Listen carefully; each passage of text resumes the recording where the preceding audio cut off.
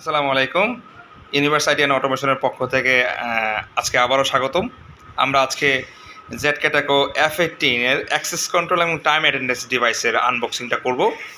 চলুন দেখি আজকে আমরা আমাদের F18 বক্সে কী কী থাকে। তো মেশিনটা খোলার পরে উপরে যে বক্সটা থাকবে সেটা হচ্ছে আমাদের কুইক স্টার্ট গাইড। এটা আসলে কিছু মার্কিং সহ থাকে এবং এর নিচে ফোম দিয়ে থাকে হচ্ছে মেশিনটা। মূলত এটাই হচ্ছে মূল মেশিন F18।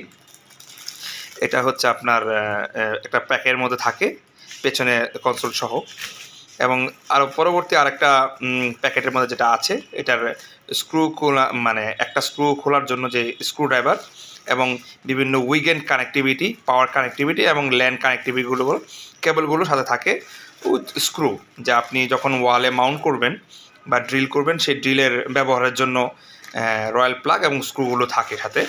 এবং এটার ব্যাক প্লেটের সাথে সাধারণত যে একটা রাবার প্যাডের মতো থাকে, এই রাবার প্যাডের মধ্যে হচ্ছে আপনি ব্যাক প্লেটটা দিয়ে আপনি ওয়ালে মাউন্ট করবেন। এছাড়া মোটামুটি বক্সে আর কিছু থাকে না।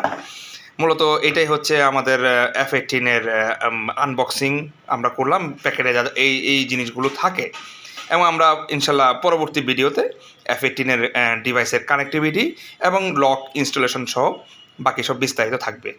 ধন্যবাদ সবাইকে। আমাদের ওয়েবসাইটে যোগাযোগ করুন। ওয়েবসাইটে আমাদের বিস্তারিত প্রোডাক্টের বিবরণ এবং ভিডিওগুলো সবগুলোই পাবেন। ধন্যবাদ সবাইকে।